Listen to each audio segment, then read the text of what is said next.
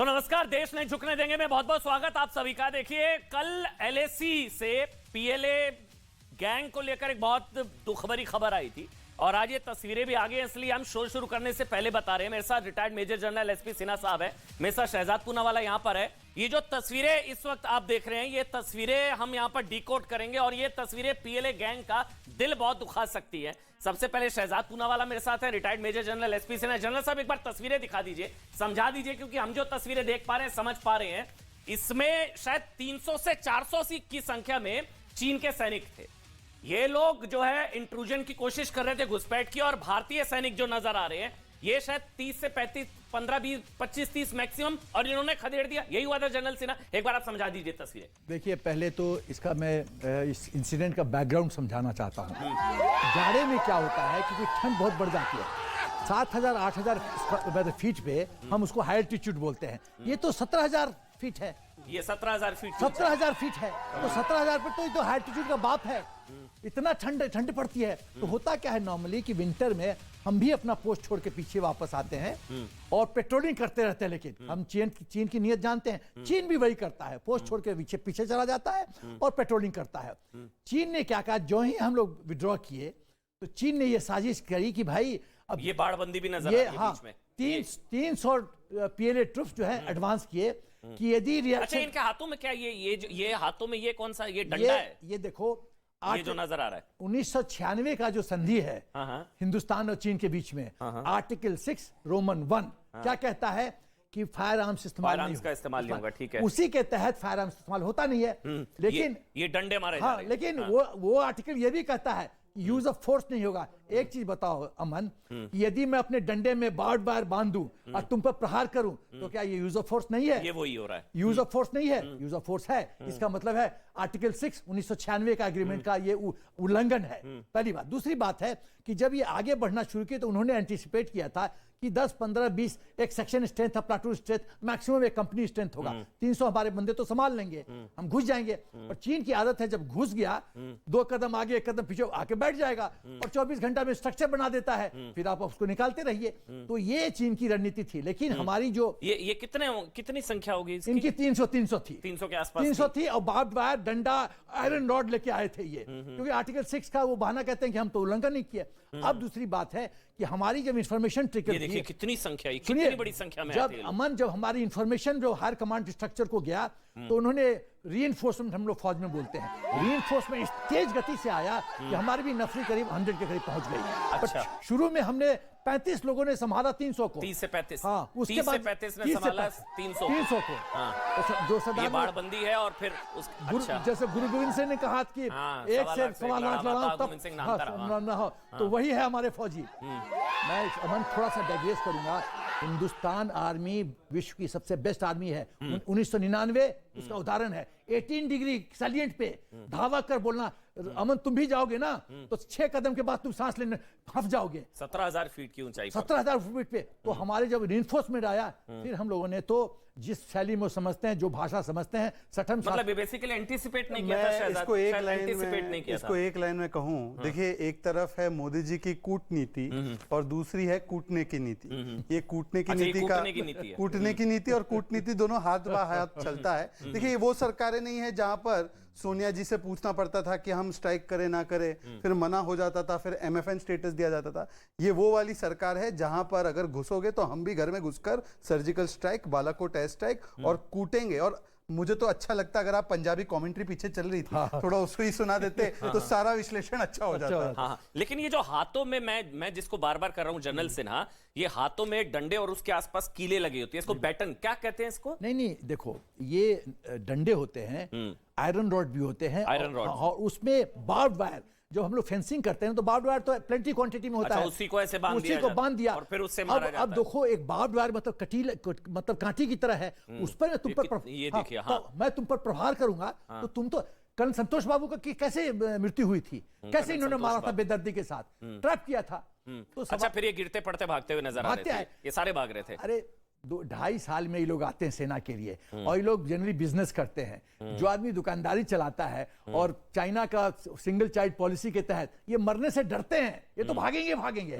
क्यों मरने से डरते हैं कि सिंगल चाइल्ड पॉलिसी अपने पेरेंट्स का लुक आफ्टर करो, अपनी पत्नी का पेरेंट्स का लुक आफ्टर करो। एक आदमी 4 बूढ़ों का बूढ़ियों का ध्यान रखना अच्छा, पड़ता ये है। जश्न मनाते हुए जश्न फिर जश्न मनाते हुए भारतीय सेना के ये अमन, ये सिखलाई ट्रूप्स हैं और सिखलाई ट्रूप्स सिख और जट के हाथ पड़ेंगे अगर चीनी सैनिक और ये सिखलाई ट्रूप्स हैं और इन्होंने जिस भाषा में बोला है पूरा ये सारे भागते हुए, ये सारे भाग रहे हैं, ये सारे भागते उल्टे पांव। और एक चीज ये हुई अमन जी कि एक हमारी स्ट्रेटेजिक पहले एक सोच थी कि इंफ्रास्ट्रक्चर नहीं बना एलएसी के सामने पास में, वो सबसे बेस्ट स्ट्रेटेजी थी। अब हमने एलएसी पर ज्यादा से ज्यादा इंफ्रास्ट्रक्चर और वहां पर हमारे ट्रूप्स तैनात किए और वहां पर रफाल तक तैनात किए हैं, SF-400 तैनात किए हैं। तो ये हम लोगों ने भी दिखा दिया है कि जो नेबरहुड का बुली होता है उसको स्टैंड अप करने का काम कोई कर सकता है तो भारत की सेना ही। लेकिन एक बार महबूबा मुफ्ती और ओवैसी साहब का बयान सुना दीजिए, क्योंकि असद ओवैसी और महबूबा मुफ्ती कुछ और कहानी बता रहे हैं। उन मतलब यहाँ पिटाई इनकी हो रही है, दर्द कहीं और हो रहा है। वो तो कह रहे हैं कि सेना पिट रही है, भारतीय सेना पिट रही है, भारतीय सेना मार खा रही है। मार खा रही है कहा है असद ओवैसी ने, भारतीय सेना मार खा रही है कहा है असद ओवैसी ने, और महबूबा मुफ्ती ने कहा है कि पीटे जा रहे हैं हमारे सैनिक। एक बार सुना दीजिए, फिर डिबेट को आगे बढ़ाएंगे।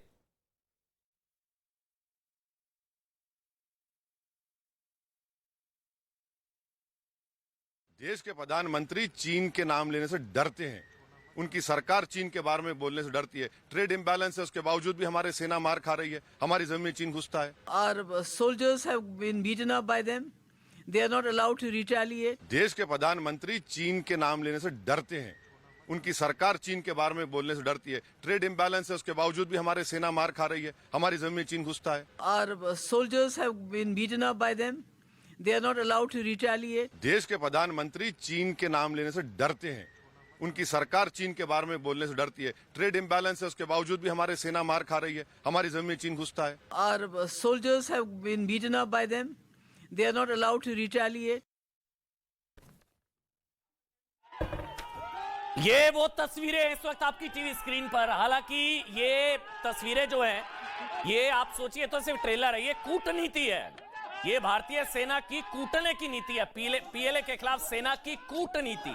और सोचिए किस तरह से कूटा गया, किस तरह की कुटाई हुई है। अंदाजा भी नहीं होगा चीन के सैनिकों को कि इस तरह से भारतीय सेना का रिएक्शन देखने को मिलेगा, अंदाजा भी नहीं होगा। आप सोचिए, ये जो डोकलाम में गुरूर तोड़ा था, गलवान में गर्दन तोड़ी और तवांग में हड्डियां तोड़ी, और इतना तोड़ा यहां पर और पूरा खदेड़ा। लेकिन यहां पर फिर भी सियासी बखेड़ा, उसी को लेकर हम डिबेट करेंगे। कहां से, किस एंगल से यह नजर आ रहा है कि भारतीय सेना पिट रही है। ये असद ओवैसी साहब कह रहे हैं कि भारतीय सेना मार खा रही है, भारतीय सेना मार खा रही है। और महबूबा मुफ्ती, जिनकी देशभक्ति संभवतः मेड इन चाइना देशभक्ति है, वो तो ये देखिए जश्न मना रहे हैं। भारतीय सेना के जवान चीनी सैनिकों को खदेड़ने के बाद जश्न मनाते हुए, उल्टे पांव दौड़ते हुए, ये देखिए उल्टे पांव दौड़ते हुए चीनी सैनिक, उल्टे पांव दौड़ते हुए मार के भगाया है, खदेड़ा है। लेकिन असद ओवैसी कह रहे हैं और साथ ही महबूबा मुफ्ती ये कहती हुई नजर आ रही हैं कि चीन के सैनिकों से भारतीय सेना मार खा रही है। मतलब ये ताजिम डार हैं पीडीपी से। स्वागत है ताजिम भाई आपका। शहजाद पूनावाला, भारतीय जनता पार्टी के राष्ट्रीय प्रवक्ता, रिटायर्ड लेफ्टिनेंट जनरल, मेरे साथ इस वक्त शंकर प्रसाद। जनरल प्रसाद, बहुत बहुत स्वागत सर आपका। कमरू चौधरी भाई, कांग्रेस पार्टी से। SP Sinha, retired major general, आपका बहुत बहुत स्वागत। ताजिम भाई, सेना मार खा रही है, वो भारतीय सेना, ये कहां से पता लगा? जो महबूबा मुफ्ती ने बोला सेना मार खा रही है, आज सोल्जर्स आर बीइंग बीटन, ये उन्होंने कहा, कहां, कब, कैसे, क्या? देखिए, ये एक बड़ा सेंसिटिव और बड़ा हसास मामला है, और आप ऐसी डिबेट करके इस मामले को कोई दूसरा रंग या दूसरी शेप या दूसरा नैरेटिव चलाने के लिए यहाँ मत इसको रखिए। ये हमारे देश की सिक्योरिटी और सेफ्टी का मामला है, हमारे जवानों की सेफ्टी का मामला है। हमें संतोष बाबू जी का बलिदान भी याद है, और उनके साथ साथ जितने सोल्जर्स वहाँ हमारे शहीद हुए थे वो भी याद हैं। हमारी फोर्सेस जो हैं वो बड़ी टफ सिचुएशन में वहाँ पे मुकाबला कर रही हैं। आप यहाँ बैठ के इस प्राइम टाइम में कोई नया नैरेटिव असदुद्दीन ओवैसी साहब और महबूबा जी को लेकर मत चलाइए। देश की सिक्योरिटी और सेफ्टी के लिए हम सब लोग भाई, मैं ताजिम भाई आपसे मैं माफी मांगता हूं। और आप काइंडली ऐसा मैं narrative- माफी मांगता हूं ऐसा आपसे, narrative मत बनाइए। अगर आपको बुरा लगा मैंने देश पीएलए में के ऐसे खिलाफ बोला, देश अगर मैंने चीन के खिलाफ देश बोला, में अगर ऐसे आपको बुरा लगा तो narrative मैं मत माफी चलाइए। मांगता हूं भाई। मतलब मैं देश नहीं में बोलूं ऐसे पीएलए के narrative को खिलाफ, मत मैं चलाइए। पीएलए के खिलाफ नैरेटिव ना चलाऊं, चीन के खिलाफ ना चलाऊं, आप जैसा कहें सर, आप जैसा कहें, आपकी पार्टी की लाइन जैसी है। पीएलए के खिलाफ चलाइए, पीएलए के खिलाफ तो क्या फिर हम वही- सब तमाम लोग हम एक बड़े ही गौरवशाली हिंदुस्तानी हैं और हम उसका मुकाबला करना भी जानते हैं, लेकिन जो नैरेटिव आप यहाँ असदुद्दीन अवैसी साहब और महबूबा जी के बाइट चला के पूरे देश में बनाना चाहते हैं माहौल, इस माहौल का मैं लफ्जों में खंडन करता हूँ। थैंक यू और सर, आप देश महबूबा की मुफ्ती के सेफ्टी बयान का और खंडन कर रहे हैं, थैंक यू। देश- ये बड़ी देश- चीज है आपके देश लिए, की पार्टी के पद से बड़ा देश है, थैंक यू सर। यही होती है सर, मेरे- सैल्यूट। मेरे- आप महबूबा मेरे मुफ्ती के महबूबा जी बयान की का बात खंडन कर रहे हैं, करने भर्त्सना कर रहे हैं, बड़ी चीज है मैं ये। आपके ताजिम भाई, मैं आपके नैरेटिव की खंडन कर रहा हूं जो आप क्यों नैरेटिव, क्या सेना ने कुटाई करी, इसका क्यों मैं खंडन उसका कर रहे हैं भाई? खंडन कर रहा हूं। भारतीय सेना ने कुटाई करी, हड्डियां तोड़ दी, गर्दन की हड्डी। मैंने बोला भाई, फकर डोकलाम है में गुरूर तोड़ा, फकर है गलवान में गर्दन की हड्डी तोड़ी, और यहाँ तवांग में भी तोड़ा। ये तो नैरेटिव है, रोक लीजिए, रोक सकते हैं तो। भारतीय सेना के शौर्य को सलाम नमन, रोक लीजिए नैरेटिव, रोक सकते हैं तो। भारतीय सेना मार खा रही है, ये हमें नैरेटिव। हिंदुस्तान की सेना के ऊपर फख्र है। तो फिर क्यों कहा हम महबूबा हिंदुस्तान- मुफ्ती ने कि भारतीय सेना मार खा रही है? सियासी क्यों तौर कहा? पर इस चीज को मत कहिए। क्यों आप- कहा आप- महबूबा आप- मुफ्ती ने आप कि सेना मार खा रही है? के गलत नैरेटिव मत चलाइए, मैं हाथ जोड़ के कहता हूं। देश को ऐसे सिचुएशन में मत खड़ा कीजिए आप लोग। ये जो सिचुएशन आप क्रिएट करना चाहते हैं यहाँ देश के अंदर, हम बाहरी आप मत ताकतों डरिए का चीन मुकाबला से, चीन से मत डरिए, लेकिन पीएलए देश- से, इनके बस की कुछ नहीं है, ये फिर पिटेंगे। एक तो ताजिम भाई, चीन से मत डरिए आप, नैरेटिव कुछ नहीं होगा, आप क्यों घबराते क्यों हैं? चीन से मत हम डरिए, डरने पीएलए वाले- से, इस नैरेटिव से कुछ नहीं होगा। हम बॉर्डर के रहने वाले लोग हैं, हमने पाकिस्तान का मुकाबला भी किया है तो और क्या चीन का करूं, मुकाबला भी पीएलए की किया है। आरती उतारूं? पाकिस्तान दिल्ली प्रेम, बैठ के चीन हमें- प्रेम जरूरी है क्या? क्या करूं फिर? कुटाई हुई है, करने तोड़ा वाले है, ना बोलूं? हम मुकाबला करने वाले लोगों में से हैं। हम पाकिस्तान का मुकाबला एक तरफ करते हैं और दूसरी तरफ चीन का मुकाबला करते हैं। अरे मत आप टेंशन हमें लीजिए, मत भारतीय बताइए सेना कि बैठी है आप- आपके लिए वहां पर, आपको कोई हाथ नहीं तो लगा मैं- सकता। भारतीय सेना हड्डियां तोड़ती है अब घुसपैठ पर भारतीय सेना हड्डियां तोड़ती है, किसी के बस की नहीं है, आप छोड़ दीजिए। ताजिम भाई घबराइए मत, अब मत घबराए करिए, सेना पर भरोसा रखिए। भारतीय सेना मार खा रही है, ये क्यों बोला? क्यों घबराएंगे भाई? हम क्यों भारतीय घबराएंगे? सेना मार खा रही है, ये क्यों बोला? जो भारतीय इस सेना वक्त मार खा रही है, ये क्यों बोला? जो सेना बॉर्डर्स के ऊपर जिस वक्त हमारी हिफाजत कर रही है, हमें फख्र है उसके ऊपर। आप कौन सा नैरेटिव चला रहे हैं यहाँ पे? भारतीय आप कौन सेना, सी बातें कर रहे हैं यहाँ पे? भारतीय सेना मार खा रही है, ये क्यों बोला? क्यों ये बोला? चीजें नहीं चलने वाली है। क्यों बोला? जो नैरेटिव आप करना चाहते हैं इस देश के अंदर, वो नहीं चलेगा। आपके लिए उस चीज को भारतीय हमने- सेना देश के दुश्मनों से लड़ती है और आप एसी कमरों में बैठकर बोलते हैं सेना मार खा रही है, सेना मार खा रही है बोलते हैं आप। ऊपर फख्र है, हमें फख्र है भारतीय सेना के ऊपर। हमें संतोष वही लोग हैं ना, 370 पर कहते हैं चीन की मदद शहादत के लेंगे। ऊपर फख्र है। फक्र है। मैं सर बयान सुना हूं आपको महबूबा मुफ्ती का, आप उन्हीं का पक्ष रख रहे हैं ना ताजिम भाई, या किसी और का? महबूबा मुफ्ती की पार्टी से ना? बयान को- क्यों बोला ये महबूबा बयान को- मुफ्ती ने सेना मार खा रही है? क्यों बोला? किस नैरेटिव आधार पे, लफ्जों में मजम्मत किस करता हूं आधार उसकी। पे बोला? ये नैरेटिव नहीं चलेगा। महबूबा मुफ्ती के देश बयान को की तोड़ने मजम्मत करते हैं। नहीं चलेगा।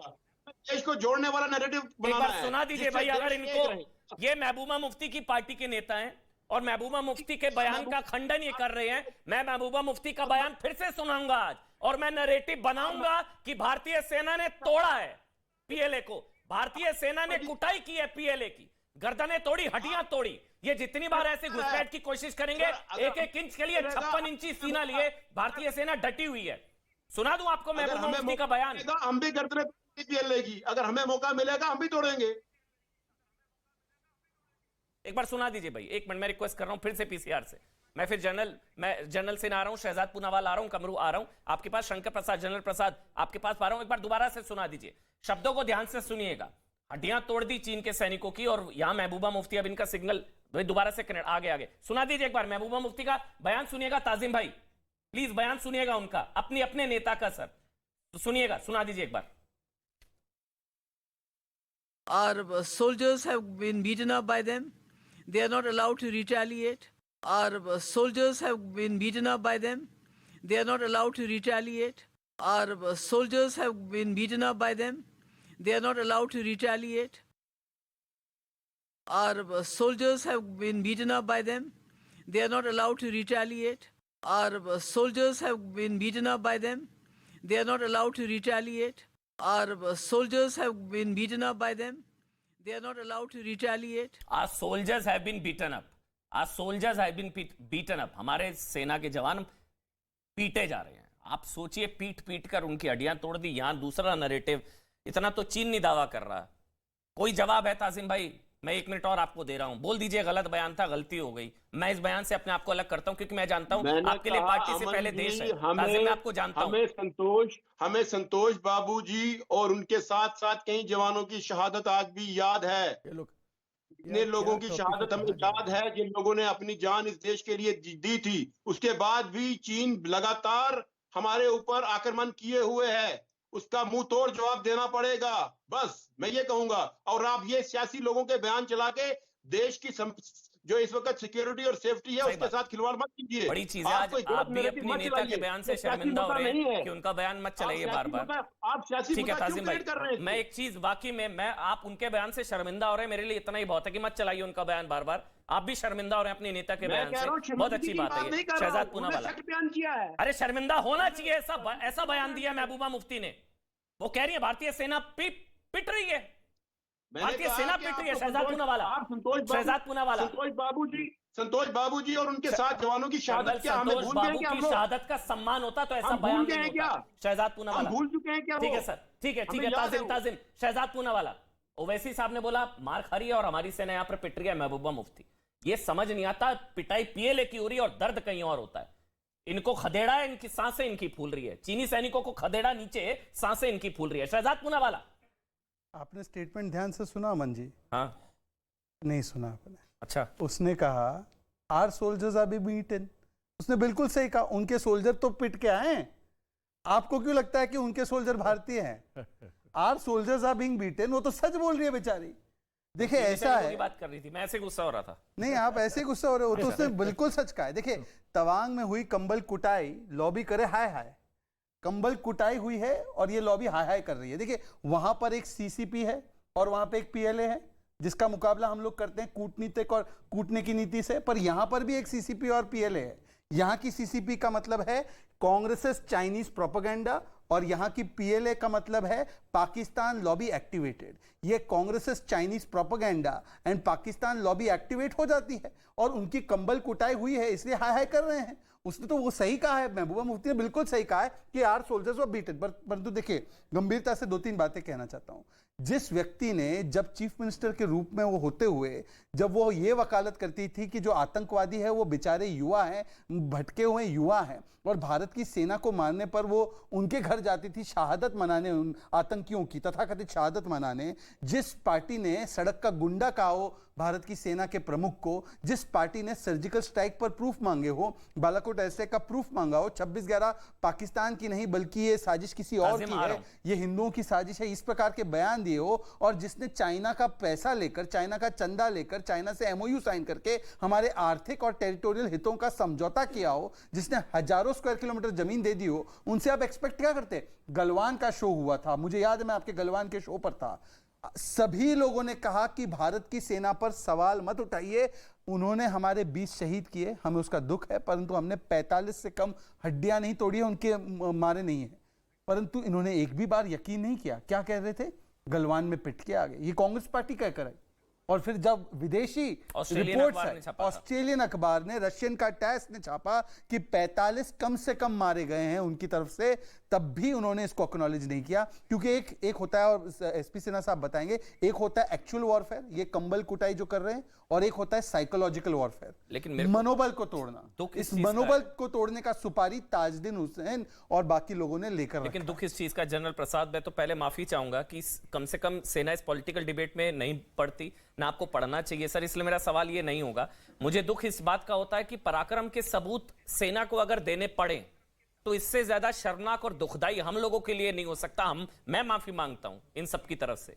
और सेना को पराक्रम के सबूत ऐसे वीडियो बताकर दिखाना पड़ता है, देखो कूट दिया, देखो मार दिया, देखो ये कर दिया. ये बहुत दुखदाई है, शर्मनाक है.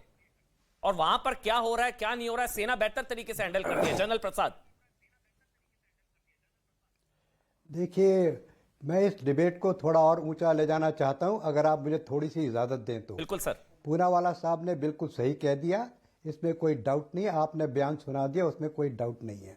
देखिए, असल में सुनने वाली बात यह है कि जो आज की ट्रीटी हो रखी है 1992 एंड 1996, उसके तहत हथियार इस्तेमाल करना मना है। दूसरा मैं बताना चाहता हूं फैक्ट कि पिछले 8-10 साल में वहाँ इंफ्रास्ट्रक्चर डेवलपमेंट शुरू हुआ है। उसके पहले वहाँ कोई इंफ्रास्ट्रक्चर डेवलपमेंट नहीं होता था। जो एयरफील्ड्स थी, जो रोड्स एंड ट्रैक्स थे, उनको भी नॉन कमीशन कर दिया गया था। पिछले 7-8 साल में आपने देखा कि इंफ्रास्ट्रक्चर की कितनी डेवलपमेंट हुई है, जिससे चाइना बहुत परेशान हो गया है। चाइना पिछले 20-25 साल से इंफ्रास्ट्रक्चर डेवलपमेंट कर रहा है, हम नहीं कर पा रहे थे। कितना कहा सरकारों से कि सब हमें भी करने दीजिए, लेकिन सरकार नहीं मानी, उनको रीज़न मालूम होगा। अब इंफ्रास्ट्रक्चर डेवलप हो गया है और हो रहा है, बड़ी तेज़ गति से हो रहा है। 1992-96 की जो ट्रीटी है, मैं समझता हूं कि आज का जिस तरह से डेमोन्स्ट्रेशन चाइना दिखा रहा है, जो पहले ढोकलम दिखाया, फिर गलवान दिखाया, फिर अब ये दिखाया, समय आ गया है कि इस ट्रीटी को जिसने भी साइन किया था उसको एब्रोगेट कर दिया जाए। मैं मानता हूं कि वो ट्रीटी आज माने नहीं रखती। जैसे सिन्हा साहब ने शुरू में कहा कि हथियार इस्तेमाल नहीं होंगे, मैं समझता हूं कि हथियार जो डंडे हैं, उन्होंने आप डंडे पर तार बांधने को कहा था, सच्चाई ये है कि डंडों के ऊपर स्पाइक्स लगे हुए थे। मैंने खुद देखे अपनी आंखों से, वो स्पाइक्स लगे हुए थे। वो स्पाइक्स के डंडों से हमारे लोगों को मार रहे थे गलवान में। हमने उनसे स्पाइक छीन के उनको उसी डंडों से पीटा। बहरहाल उसको छोड़ दीजिए, वो बातें जब हो चुकी हैं, कई दफ़ा टीवी में हो चुकी है, कई दफ़ा हम लोगों ने बात कर चुके हैं। मसला इस समय ये है कि टाइम हैज़ कम, समय आ गया है कि 1992-96 की जो ट्रीटी है उसको एब्रोगेट, उसको कैंसिल किया जाए और ये नई ट्रीटी बनाई जाए कि अगर आप इस तरह से आएंगे तो स्मॉल आर्म्स की छुटाई हम देंगे अपने टैक्टिकल लेवल पे। जहां तक कि बटालियन लेवल का, एक फॉर्मेशन लेवल का सवाल है, they will be allowed to take action as per situation. अब इस तरह से 300 आदमी आते हैं तो वो स्मॉल आर्म्स का इस्तेमाल करके उसको रोक सकते हैं। ये ट्रीटी में होना चाहिए अब, क्योंकि उन्होंने हथियार इस्तेमाल किए हैं, हम भी हथियार इस्तेमाल करेंगे। लेकिन we are a modern nuclear army, we are a modern air force and the modern navy. हम आज डंडों से नहीं लड़ सकते। ये बड़ी शर्म की बात है। हमें दुख होता है देख के कि एक इतनी वेल ट्रेंड, इतनी मोटिवेटेड, इतनी इक्विप्ड आर्मी एक डंडे इस्तेमाल कर रही है आज। बहुत शर्म की बात है ये। भारत सेना की सिखलाई है कि एक गोली एक दुश्मन, वो हम भारत सेना की सिखलाई को रद्द कर रहे हैं। दिस मस्ट बी रिमूव्ड, चाहे जिस सरकार ने की हो, कोई फर्क नहीं पड़ता किसकी सरकार ने की है। लेकिन जो आज सरकार है जिसने ढोकलम में रोका, जिसने गलवान में पीट कर भेज दिया उनको, वो सरकार आज ये भी कर सकती है कि टैक्टिकल लेवल पे, बटालियन लेवल पे, एट मोस्ट ब्रिगेड लेवल पे जो वो चाहे वो कर सकते हैं। ये पहले हो चुका है सिक्किम में। दूसरी बात समझिए आप, देखिए आप समझने की कोशिश कीजिए एक मिनट। प्लीज सर, चाइना का एम क्या है? चाइना का एम, हमें let us increase the level of debate. We can't debate at this level of डंडा now. We are a nuclear power, a power to be reckoned in the world in every forum. We are the 6th, 5th largest economy in the world. Our prime minister is amongst the best prime ministers rated in the world today. Our army is the most trained and most respected army in the world today. We can't take this nonsense anymore. कब तक हम झेलते रहेंगे बकवास? तो इसमें अब हमें यह देखना है कि टैक्टिकल लेवल पे चाइना को जवाब देना है। अगर चाइना को 1-2 दफ़ा इस तरह से टैक्टिकल लेवल पर जवाब मिल गया तो उनकी जरूरत नहीं है। जैसे सिन्हा साहब ने कहा, ये सब कॉन्स्क्रिप्ट आर्मी वाले हैं, ये नहीं लड़ सकते, ये इनकी लड़ने की काबिलियत नहीं है। नंबर जितना भी हो इनका कोई फर्क नहीं पड़ता। लेकिन जी तो मुझे बोल लेने दीजिए भाई साहब। तो देखिए, जो सिन्हा साहब कह रहे हैं उसको मतलब डीप समझिए आप कि we are not going to be count down by these people. उनके सोल्जर और हमारे सोल्जर में, जैसे उन्होंने कहा, एक जमीन आसमान का फर्क है। हम एक रेजिमेंट हैं, हम एक ब्रिगेड है, हम एक कंट्री हैं, हमें अपनी इज्जत है, सेल्फ रिस्पेक्ट है। हमारे यहाँ कहावत है कि अगर कोई सोल्जर पिट के आ जाए तो उसकी घरवाली भी उसकी इज्जत नहीं करती है। This is the army of today. तो आप हमें लड़ने का मौका दीजिए। हम डंडे से पिटाई तो कर चुके, करते रहेंगे, तोड़ ताड़ के भेज देंगे। That is well pass that stage now. Poonawalla साहब, वो समय चला गया है। अब हमें उस आर्टिकल को एब्रोगेट करके इनको पावर देनी है। और अगर मैं आपसे यकीन से कहता हूं, बड़ी रिस्पॉन्सिबिलिटी से कहता हूं कि अगर एक दफा इस तरह से कर दिया तो इनकी दोबारा जरूरत नहीं होगी आने की।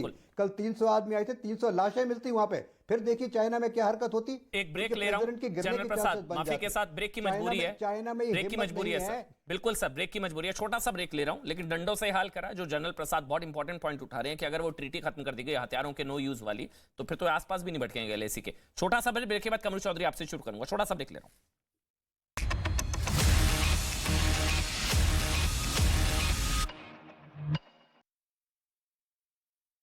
पहुंचने को कहा।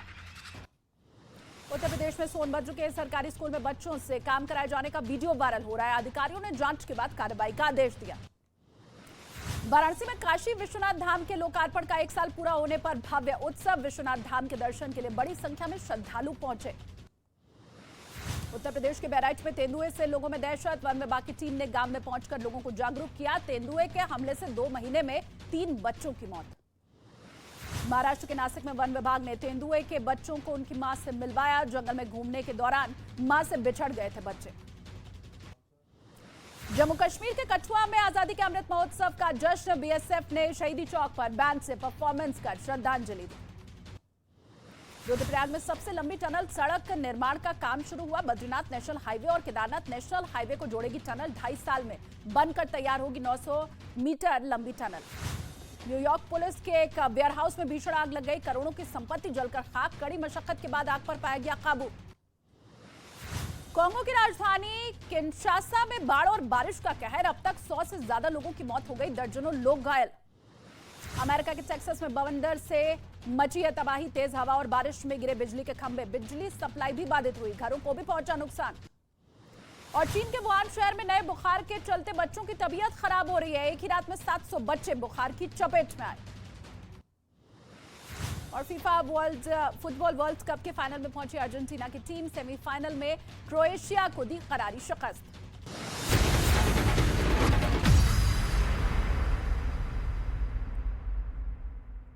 नमस्कार, देश का number 1 news channel news 18 India आप देख रहे हैं। मैं हूं आपके साथ शालिनी कपूर तिवारी। आगे बढ़ते हुए देश और दुनिया की तमाम खबरें आपको दिखाते हैं धमाकेदार 50 में। दिल्ली के एक स्कूल की छात्रा पर तेजाब फेंका गया। सफदरजंग अस्पताल में लड़की का इलाज जारी। पुलिस ने एक आरोपी को हिरासत में लिया। बिहार के छपरा में जहरीली शराब पीने से 7 लोगों की मौत। शराबबंदी के बावजूद शराब मिलने पर परिजनों ने उठाया सवाल। बिहार की विधानसभा में विधायकों का जोरदार हंगामा। विधायकों ने छपरा में जहरीली शराब से हुई मौत का मुद्दा उठाया। गुस्से में नजर आए मुख्यमंत्री नीतीश कुमार। लोकसभा में विपक्ष ने किया हंगामा। स्पीकर ओम बिरला ने जताई नाराजगी। सदन में सदस्यों को तख्तियां नहीं लाने का निर्देश दिया। ईडी को मिली मुख्तार अंसारी की 14 दिन की कस्टडी। प्रयागराज कोर्ट में हुई थी मुख्तार अंसारी की पेशी। कड़ी सुरक्षा में ईडी दफ्तर लाया गया। उत्तर प्रदेश के भदोही में गैंगस्टर एक्ट के तहत पूर्व विधायक विजय मिश्रा के बेटे की अवैध संपत्ति कुर्क होगी। डीएम ने 10 करोड़ की संपत्ति कुर्क करने का आदेश दिया। पश्चिम बंगाल के दुर्गापुर में सीबीआई दफ्तर के सामने लोगों ने किया प्रदर्शन। टीएमसी नेता लालन शेख की सीबीआई कस्टडी में हुई मौत का जताया विरोध। अरुणाचल प्रदेश के तवांग में एलएसी पर भारत और चीन के सैनिकों के बीच झड़प का वीडियो वायरल। सूत्रों के मुताबिक 1 साल पुराना यह वीडियो है। सेना की तरफ से नहीं आया कोई भी आधिकारिक बयान।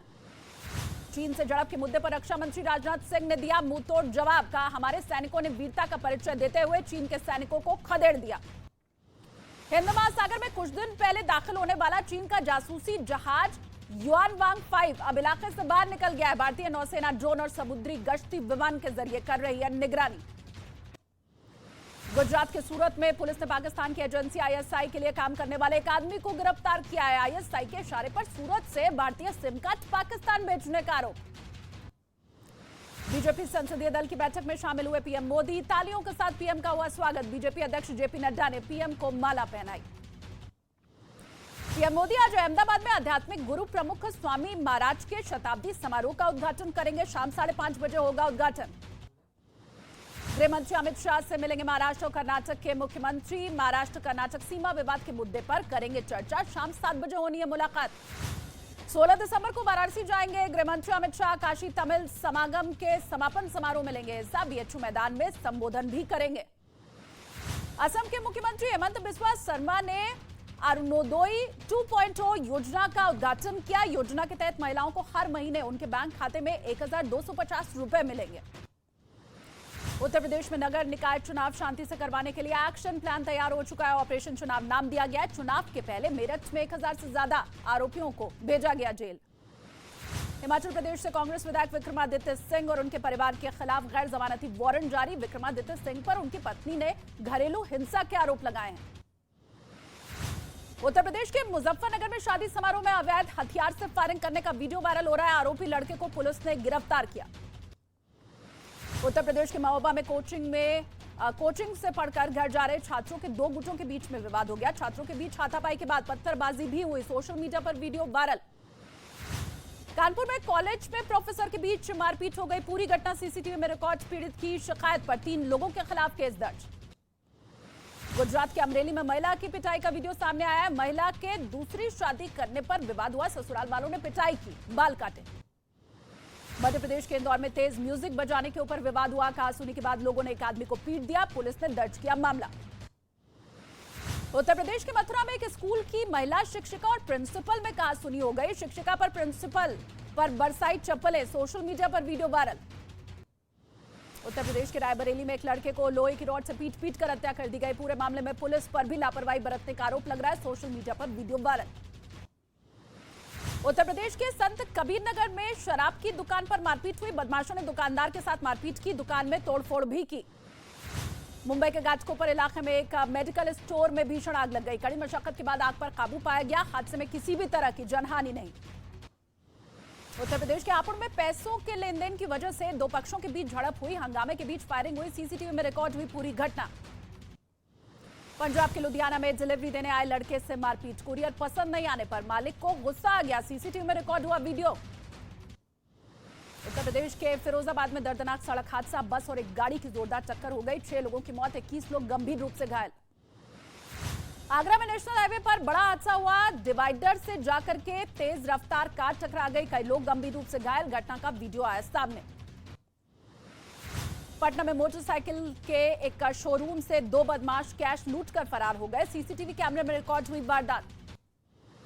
लखनऊ में ज्वेलरी की दुकान में लूट हुई है। लाखों के गहने लूट कर फरार हो गए 3 बदमाश। सीसीटीवी में रिकॉर्ड हुई तस्वीर। उत्तर प्रदेश के बुलंदशहर में पुलिस और बाइक सवार बदमाशों के बीच मुठभेड़। 15,000 का इनामी बदमाश गिरफ्तार। पुलिस ने तमंचा भी कब्जे में लिया। उत्तर प्रदेश के ललितपुर में मिला लापता लड़की का शव। कुएं में शव मिलने से इलाके में सनसनी फैल गई। पुलिस ने मामले में जांच तेज की।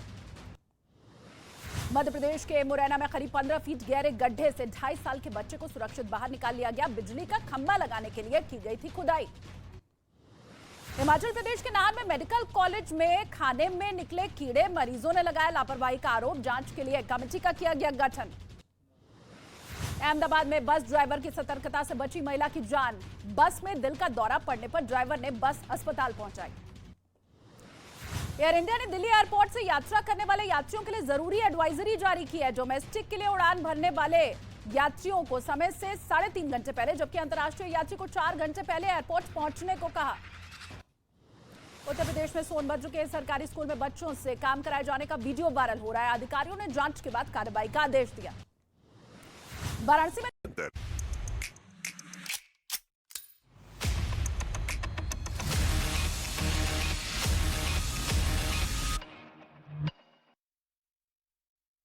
ब्रेक के बाद आप सभी का बहुत बहुत स्वागत। पीएलए की कुटाई, अब किस बात की सियासी लड़ाई, इसी को लेकर हम डिबेट कर रहे हैं कि चाहे गलवान फिर तवांग। सबसे पहले डोकलाम, मतलब डोकलाम में गुरूर तोड़ा था, गलवान में गर्दन तोड़ी, और तवांग में तो आप जानते हैं तोड़ के भगा दिया। 300 के करीब आए थे। तस्वीरें भी पुरानी हालांकि तस्वीरें हैं, लेकिन सांकेतिक रूप से बताने के लिए कैसी है। मेरे साथ कमरू चौधरी कांग्रेस पार्टी का पक्ष रख रहे हैं। कमरू भाई, मतलब अब किस बात की लड़ाई है? मैं तो ये जानना चाहूंगा, अब किस बात की लड़ाई है? अब तो हो गई कुटाई है, अधेड़ दिया, आप क्यों बखेड़ा है? बताइए कमरू भाई।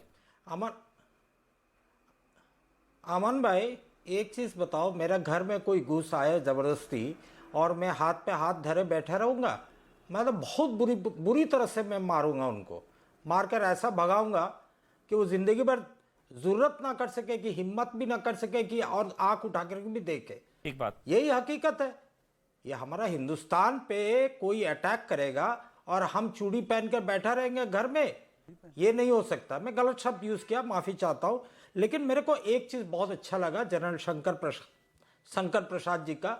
उन्होंने कहा देखिए हमारा यहाँ पे डोकलाम हुआ, गलवान हुआ, तवांग हुआ, चीन का हरकत हर रोज बद से बदतर होते जा रहा है, अग्रसर हो रहे। उनको क्या चाहिए शायद उनको भी मालूम ना हो। अपने अंदरूनी जो डिस्टर्बेंसेस है उसको छुपाने के लिए शायद बॉर्डर पे डिस्प्यूट खड़ा कर रहे हैं। लेकिन उनका एक बात जनरल प्रसाद का मेरे को बहुत अच्छा लगा। उन्होंने कहा चीन से मुकाबला करने के लिए आज के डेट में टैक्टिकल लेवल पे मुकाबला करना होगा।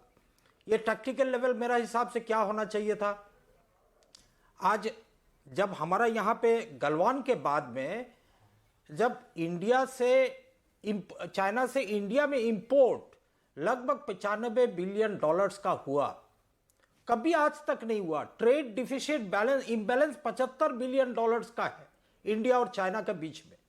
लेकिन गलवान होने का बाद में इंडिया का रेस्पॉन्स क्या था? इंडिया का रेस्पॉन्स था कुछ वेबसाइट्स को बैन कर दो, टिकटॉक को बैन कर दो, कुछ पॉर्न साइट्स को बैन कर दो। यह हमारा टेक्टिकल रेस्पॉन्स था। तब उस वक्त ऐसा कैंपेन चला चीनी का सारा प्रोडक्ट्स को बैन कर दो। यहां तक कि सूरत की कई शहरों में अमन भाई आपका टीवी ने दिखाया हो कि बहुत सारे लोग टीवी अपना बैल्कनी से फेंक के तोड़ रहे थे क्योंकि वो टीवी चाइना में बने हुए थे। बहुत सही किया आपने। देशभक्ति तो होना चाहिए, दिखाना भी चाहिए, जाहिर भी करना चाहिए। लेकिन यही देशभक्ति नेशनलिज्म जिसको मैं बोलता हूं अंग्रेजी में स्यूडो नेशनलिज्म, उसका अंतर देखिए। जब पाकिस्तान ने ईस्ट पाकिस्तान में अपना गंदी हरकत दिखाने लगा तब इंदिरा गांधी ने पाकिस्तान का 2 टुकड़ा कर दिया था। यही होता है, इसीलिए आज भी वो जानी जाती है आयरन लेडी। अच्छा, तो आज वरना और एक पाकिस्तान यहाँ पे हमारा सरहद पे खड़ी रहती है। मैं ये नहीं बोला हूं, मैंने जनरल प्रसाद मैं जनरल प्रसाद का सम्मान करते हुए उनका हर बात पे मैं सहमत हूं।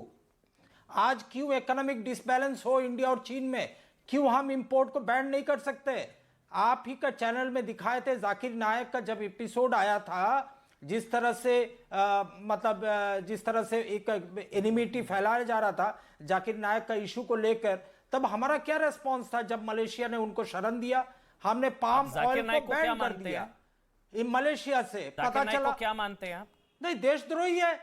नहीं, देशद्रोही है। अगर देश चंदा लिया था राजीव गांधी फाउंडेशन ने, जाकिर नायक की संस्था से कितना चंदा लिया था राजीव गांधी फाउंडेशन ने? आप तो दूसरा मुद्दा पे चले गए तो फिर अच्छा, वो देशद्रोही से चंदा लिया, कितना लिया? जाकिर नायक का ये बात कर रहे हो ना, चाइनीज एम्बेसी से लिया था, वो नहीं मैं बोल रहा हूं। आपने जाकिर नायक का जिक्र किया, फैक्ट पता है ना आपको कितना लिया था? राजीव गांधी फाउंडेशन ने जाकिर नायक की संस्था से कितना चंदा लिया था? देखिए, मेरा बात 50 लाख रुपया का और 50 करोड़ का नहीं है। यहाँ पे मैं वही चीज आपको समझाना चाह रहा हूँ। अरे आप क्या बीजेपी का प्रवक्ता हो? अरे भाई ये क्या बात हुई? आप जाकिर नायक के प्रवक्ता है क्या? आप जाकिर नायक के प्रवक्ता है? मैंने सवाल पूछा, आपको बुरा लग गया? किसी का प्रवक्ता गलत है मेरा, बताइए। मैं तो साफ साफ बोल दिया हूँ, अगर जाकिर नायक हमारा देश का दुश्मन है तो मेरा भी दुश्मन है। नहीं, चलिए, इसमें कोई दो मत है नहीं। एक मिनट बस, लेकिन मेरा सवाल ये है, सवाल मैं 10 सेकंड लूंगा। अच्छा 10 सेकंड फिर शहजाद पूनम वाला 10 सेकंड। हाँ 10 बोलिए सर प्लीज। 10 second please. जब आपने राजीव गांधी फाउंडेशन का बात उठा दिया और चीन ने हमारा सैनिकों को मारा, हमारा साथ में हर जगह में हर 2 महीना 4 महीना में कुछ ना कुछ संघर्ष हो रहा है। चीन के सैनिकों ने मारा, किसको मारा, कहां मारा? अरे भाई साहब, आप वर्बेटिम में मत जाओ। अरे तो आप बोलते हैं अमन भाई हाथ पे हाथ धर कर बैठे हैं, चूड़ियां पहनकर बैठे हैं। मैं फिर नहीं बोला आपको।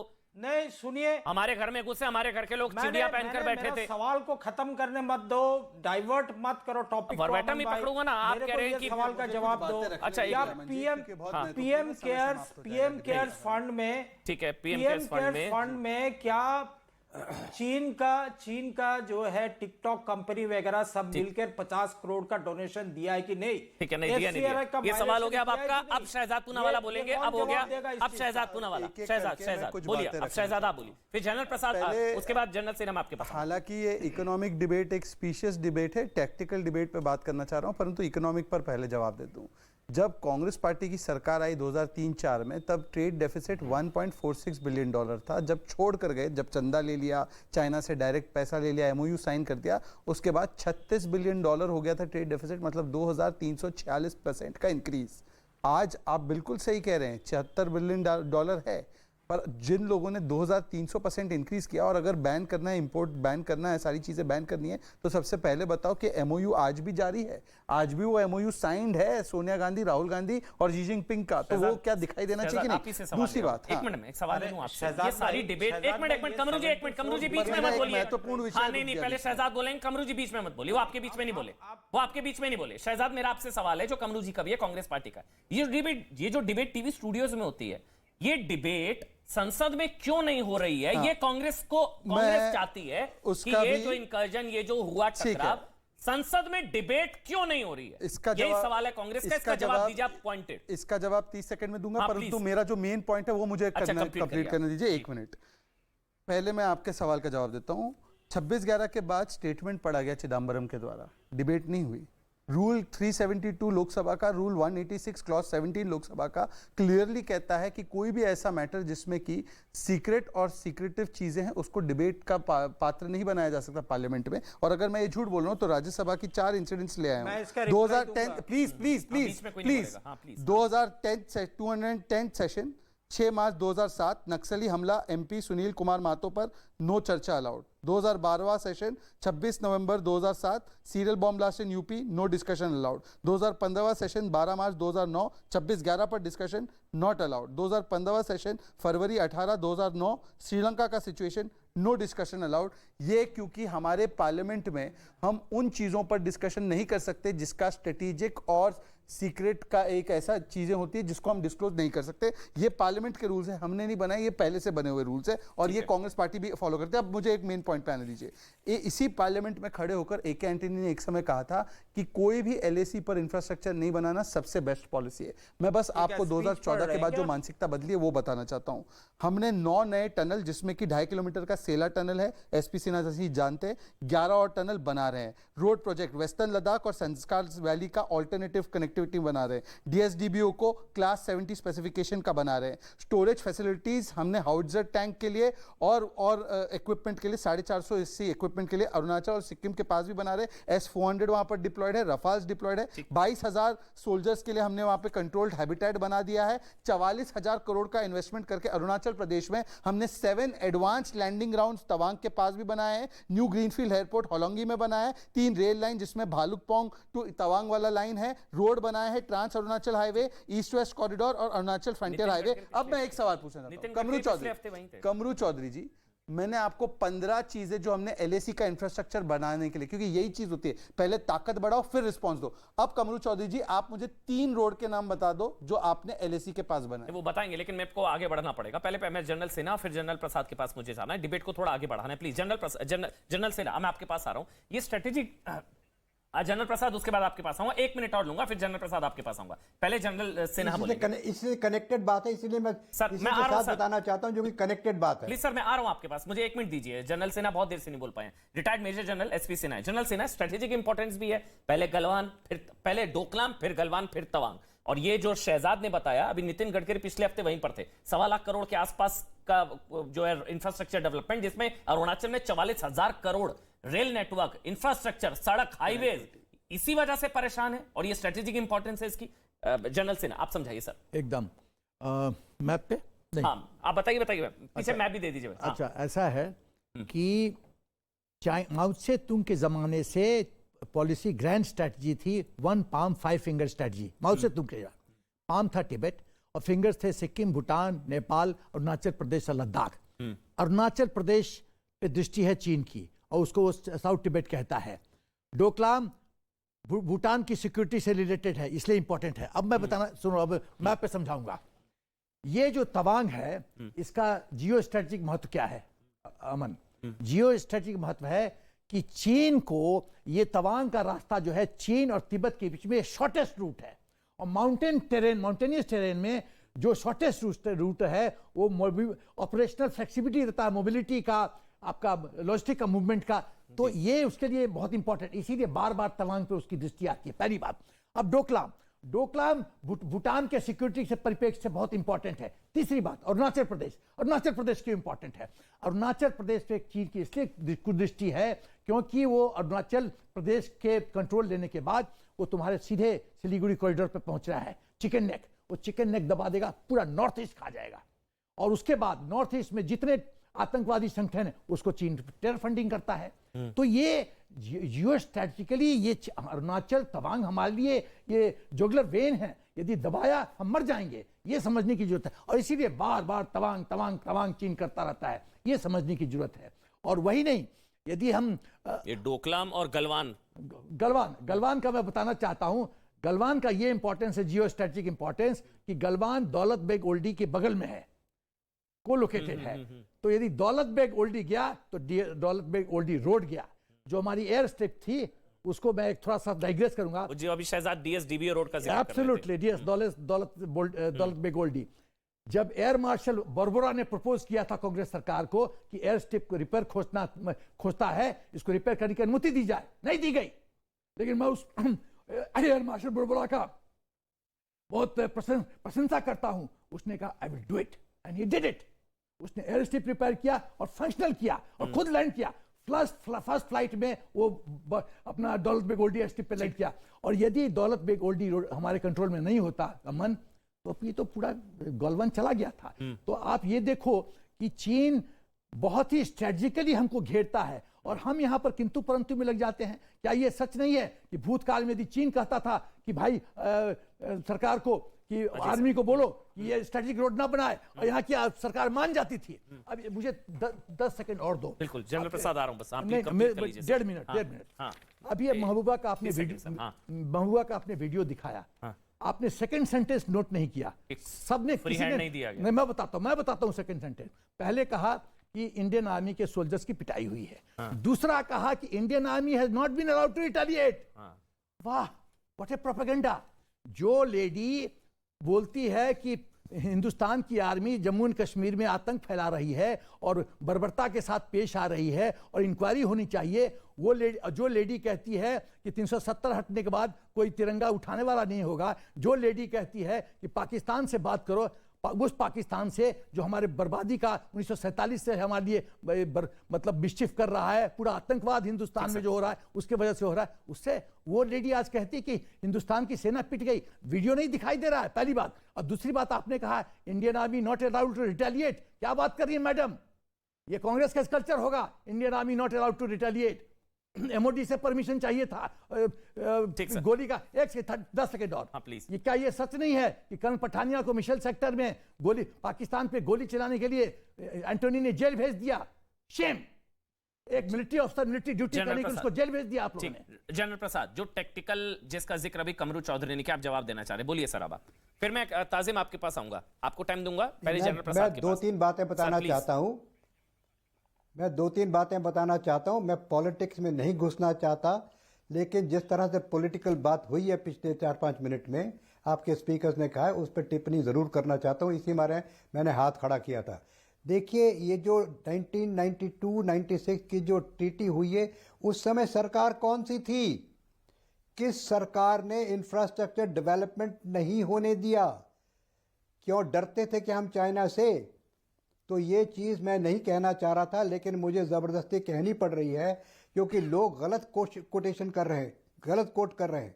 इंफ्रास्ट्रक्चर डेवलपमेंट किसने रोका है?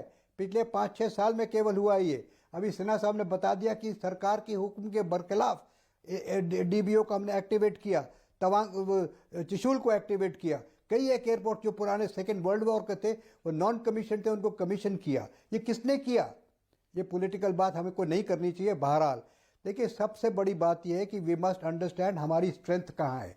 सबसे बड़ी स्ट्रेंथ हमारी पॉलिटिकल है, डिप्लोमेसी है और आर्म्ड फोर्सेस है। हमें आर्म्ड फोर्सेस को और स्ट्रांग बनाना है, हमको नेवी को स्ट्रांग बनाना है। Indian ocean is a very important strategic objective जिससे चाइना घबराता है। Our navy is a very strong navy with very functional battle aircraft carriers.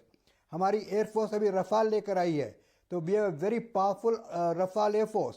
तो हमारी एयरफोर्स सक्षम है, नेवी सक्षम है, आर्मी सक्षम है। इसको और स्ट्रांग बना दीजिए जिससे ये घबरा के भागेंगे। तीसरी एंड लास्ट बात, हमें यह भी देखना है कि चाइना स्ट्रांग कहाँ पर है, हमसे ज़्यादा स्ट्रांग कहाँ पर है। चाइना हमसे स्ट्रांग है साइबर वॉरफेयर में। हमें साइबर वॉरफेयर के ऊपर बहुत ज़बरदस्त ध्यान देना है। हमें ये यकीन करना है, आपने अखबारों में टेलीविजन में देखा होगा कि पिछले 4-5 दिनों में जो मेडिकल इंस्टीट्यूट का सर्वर्स का कुछ हो, उसमें भी सब चाइनीज का हाथ है।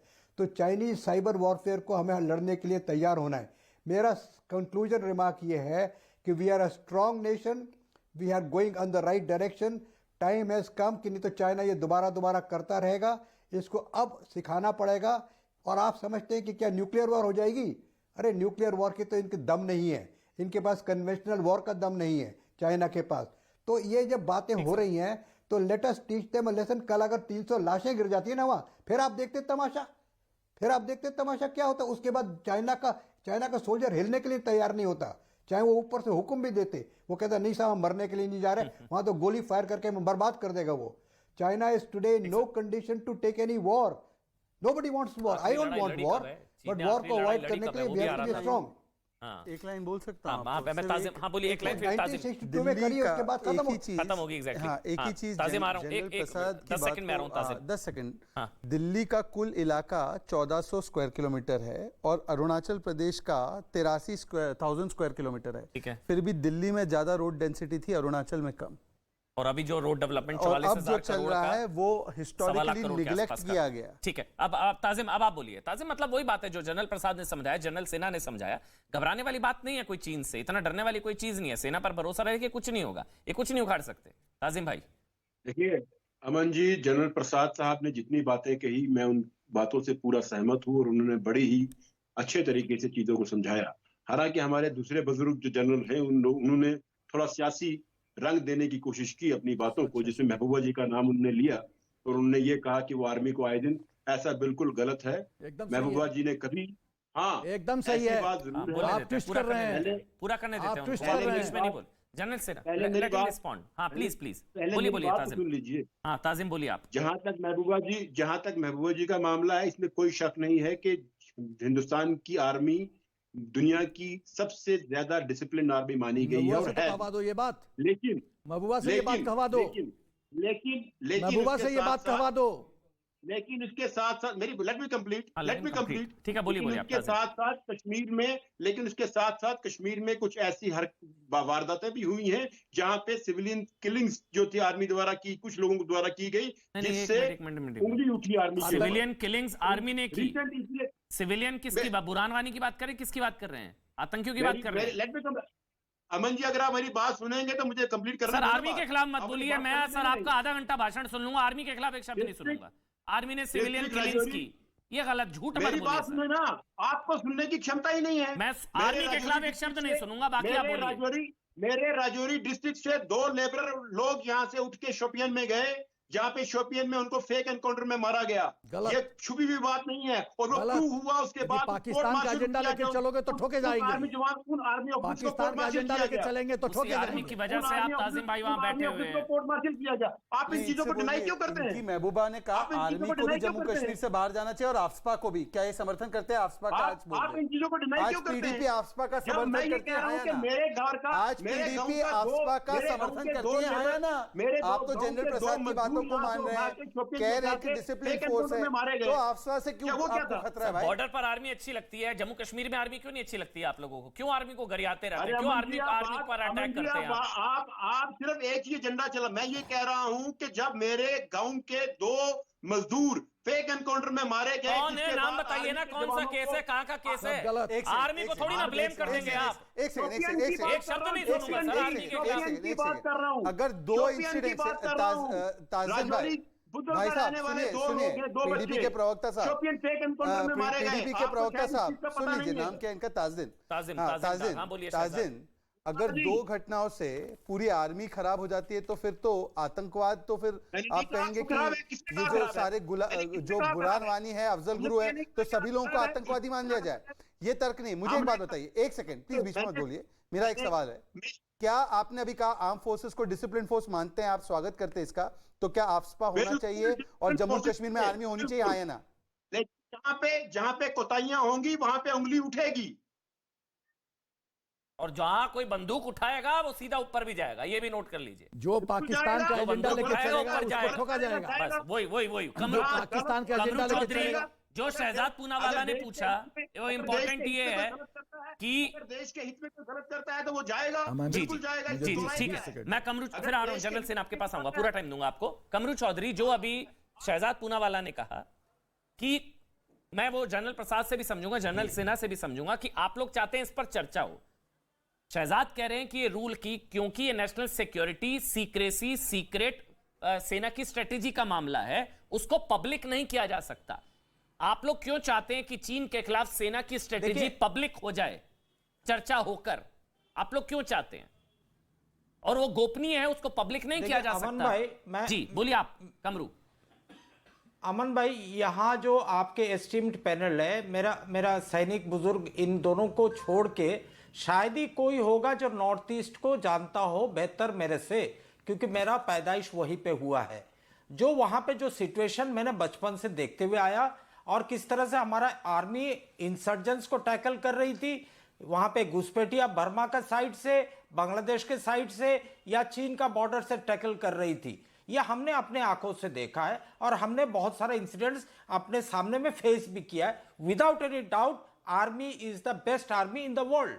लेकिन यहां पे सवाल आता है, यहां पे जो असली मुद्दा का सवाल है, जिस दिन हमारा सर्जिकल स्ट्राइक होता है, अगले दिन हमारे आदरणीय प्रधानमंत्री जी आते टेलीविजन पे और भाषण देते कि हमने ये कर दिया, वो कर दिया। वेरी गुड, पाकिस्तान आएगा तो उसको मुंहतोड़ जवाब देना होगा। लेकिन यहाँ पे सवाल ये उठता है, DGMO director general military operation, मेरे को बोलने दो। अरे आप कुछ भी बोलते जाएंगे क्या? डीजीएमओ ने अनाउंस किया था सर्जिकल स्ट्राइक हुआ है। मेरे को बोलने दो। पर आप कुछ भी कैसे बोल सकते हैं?